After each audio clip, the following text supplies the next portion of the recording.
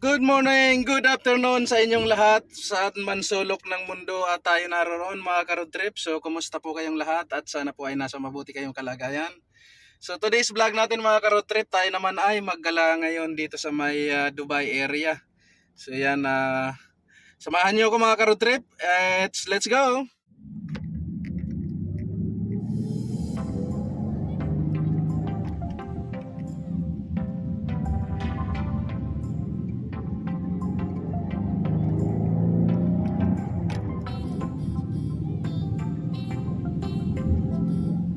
Shout out sa lahat ng ating mga kabady, Team Tabang, Burias Vlogger. So kumusta po kayong lahat ngayon at lahat ng mga sumusupport sa ating munting channel. So shout out sa inyo, lalong lalo na ang ating mga silent viewer, sponsor, subscriber at ang aming pamilya. So kumusta po kayong lahat at sana ay okay lang kayo. So ngayon, maggagala tayo naman mga ka-road trip. Dito tayo sa may Business Bay area. Papunta tayo ng Jebel Ali. So yan, doon tayo maggagala ngayon. So yan, makita nyo pa yung mga building. So nasa ibabaw tayo ng tulay ngayon. So tara!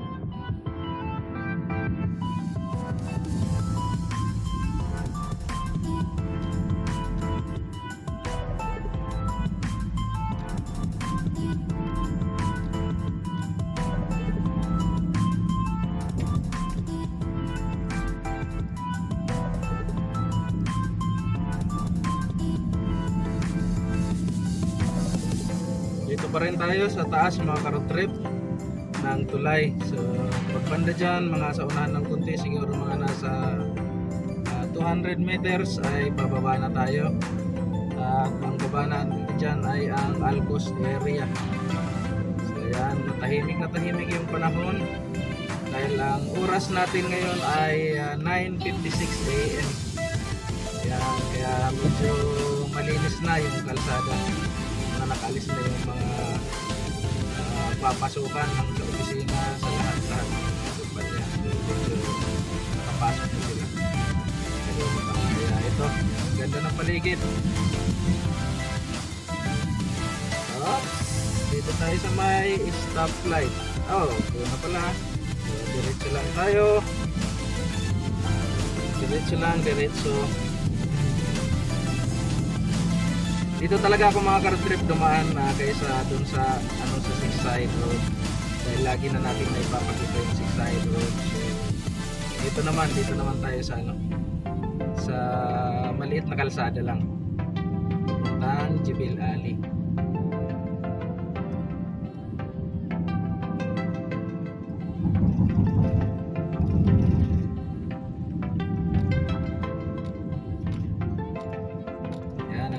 Alcos mga ka-road trip, may mga malalaking bahay rin talaga. May stoplight na paparating, siguro kaliwa tayo rito para doon na tayo sa may Alcail Road. Medyo malaki-laki na rin yung kalsada na yun, baka matraffic tayo doon sa unahan nito pag in-street natin yan. Kaliwa tayo rito.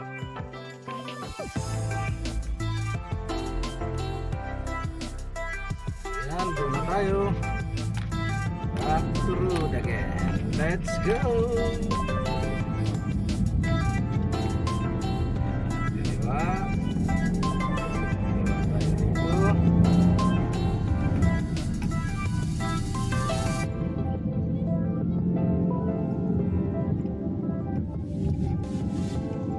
So ito, papasok tayo na sa Alcail Road pala. Papasok tayo ng Alcail Road.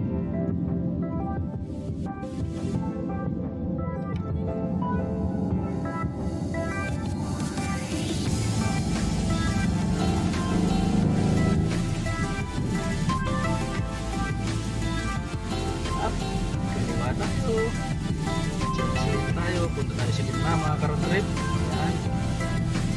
Malinis. Yan, kaliwa ulit. Yan, tatlo, pang-apat na tayo dito. Pang-apat. Oops, pang-lima. So, pang-limang lane tayo mga ka-road trip pumasok. Pero may ano pa, may 1, 2, 3. May tatlong lane pa mga ka-road trip doon sa pinaka high speed. So, dito lang tayo sa mga mahinang takbo. So, tumatakbo na ako niyan mga ka-road trip ng 100 km per hour. So, yan ang sundan na natin dahil mababa yung takbo rito.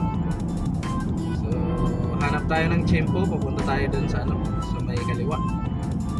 Dun sa mga medyo malakas-lakas yung takbo para mabilis tayo makarating dun sa ano, sa customer natin.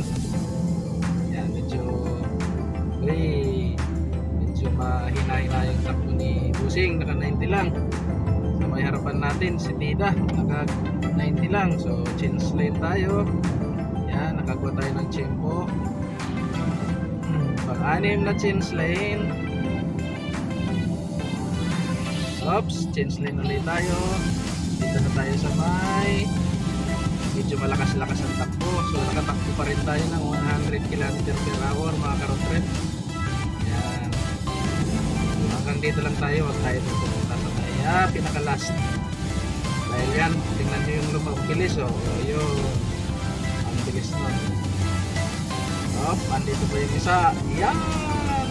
Sinundan pa ng isa. Yan! So hindi natin kaya yan. Loaded tayo mga ka-road trip. Kaya hanggang 110 lang tayo.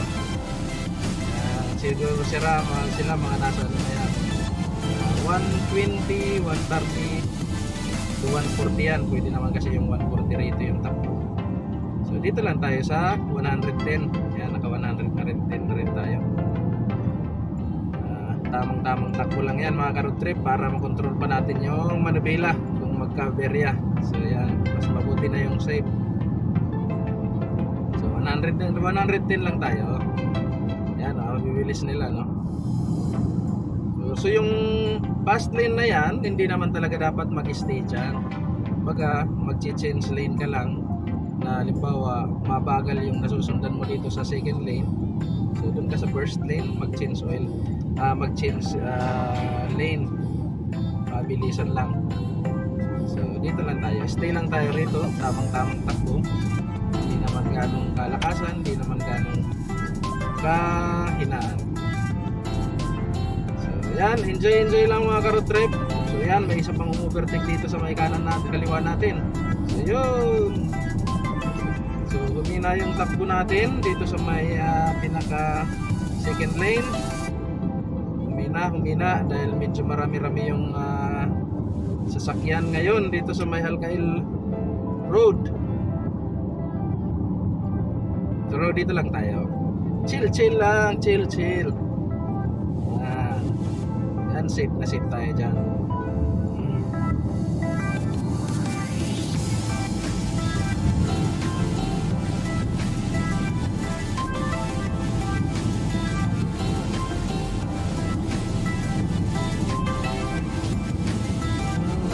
Mahina nga dito. Tumakbo na lang tayo ng 100 km per hour. Yan. Go.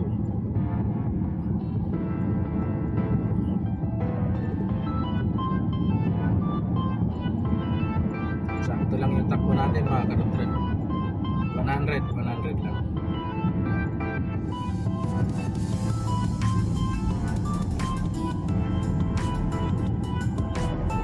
Medyo marami yung ano ngayon masasakyan ngayon dito. Bagay balik nakatapos lang ng holiday. Kaya pala kasi uwian sa kanilang lugar. Yan.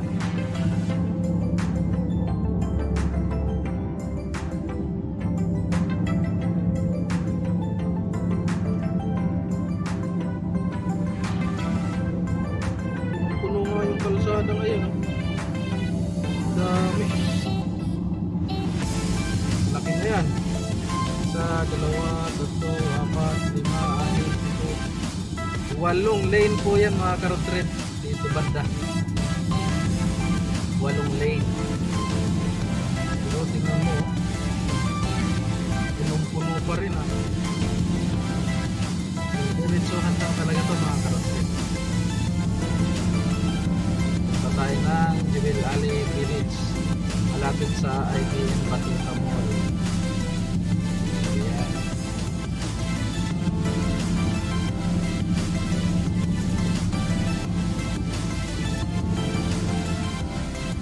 Ang susundan natin ay si Mazda 3. Lapad din pala yung Mazda 3. Ganda rin yung tayo niya. Muscle din siya. At ang nasa kanan ay cute na si Nissan Sunny.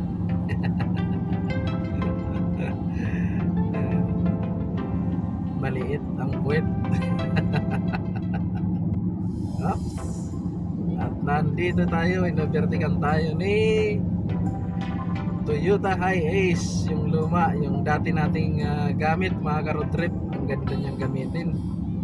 Maganda sa Pilipinas yan dahil medyo yung kalsada maliit. Ang lakas tumakbo niyan mga ka-road trip. Oh! Umovertik tayo si delivery man. Umovertikan tayo ni delivery man dito sa kaliwa. Nag high speed siya. Nakamotor.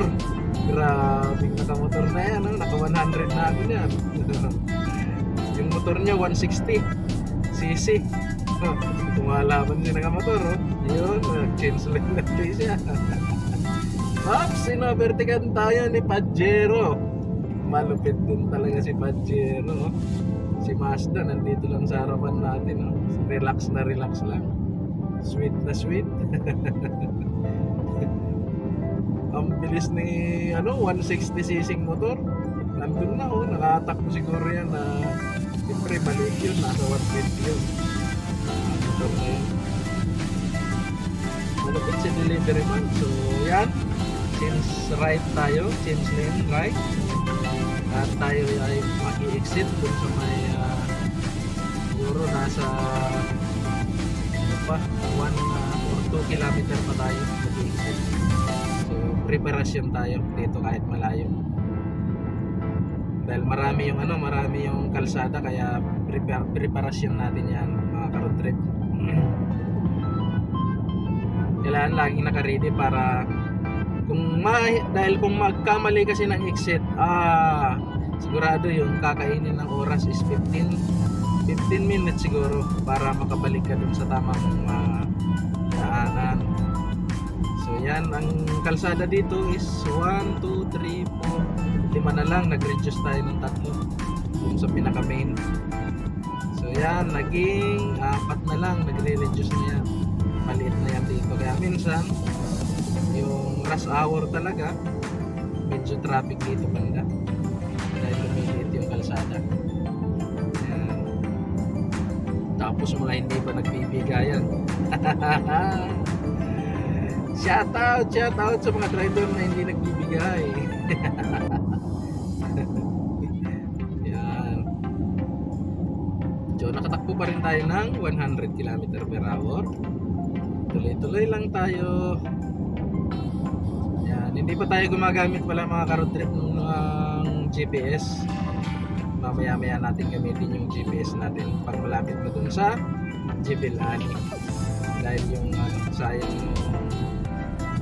load, nagamit na natin ang Facebook.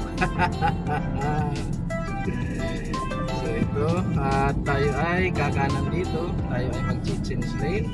Sundan natin si Nissan Tida. Yan, Nissan Tida, umaarangkada si Nissan Tida. Yan, brake kayo dahil malakas yung takbo nyo.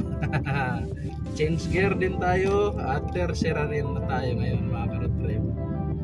humataw si Nissan Tida. Yan, si Nissan Tida. Crush na crush ko yan noon, yung si Nissan Tida. Kaso ngayon nung naluluma na, dami ng bago nagsidatingan, nawala yung yung forma niya. Sinali yung nagsidatingan mga Corolla. Wow, humataw si Nissan Tida at ayun, nag-change lane at umovertake kay sabi sasakyan na Hyundai. Yan, umovertake kay Hyundai. So ito naman sinundan ni Nissan Sentra. Yung daming Nissan ngayon daming mga teamwork. Uy, nandun pa rin. At least nakita pa rin natin si Mazda. So nandito pa rin si Mazda. Buntot lang tayo kay Mazda dahil ano lang siya, smooth. Yun, nandito rin pala si Honda Civic. Oops, Honda Civic. Nag-change lane si Honda Civic sa harapan ko. Tinakpan si Mazda natin.